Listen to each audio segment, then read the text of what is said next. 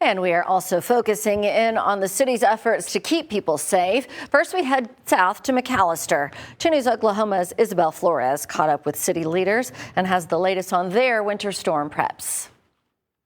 Everything's going to be fine. It's happened before. People have survived. Jana Olds has lived in McAlester for 16 years. She says she's used to the cold, but is glad to see the city prioritizing safety. She also has some tips of her own. Make sure you have your faucets outside covered.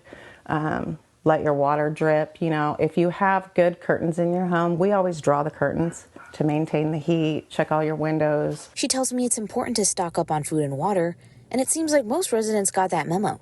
I got these photos from Ashley Strickett, who tells me local grocery stores had to restock on essentials after people came to prepare for the cold. They are getting the snow removal equipment basically ready to go. The city is also preparing for the worst, having set aside between 300 and 350 tons of salt to treat streets, while also setting up pieces of equipment like snowplows and salt spreaders like the one right behind me.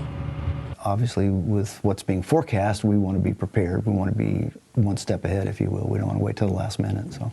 Kenneth Weimer is the interim city manager for McAlester. He says city workers are going over routes to make sure they know which streets get priority treatment. As a community, we can come together. We pretty much take care of each other. The city is expecting between 6 and 12 inches of snow and encourage residents to stay updated by signing up for alerts to keep track of weather conditions. In McAlester, Isabel Flores, 2 News, Oklahoma.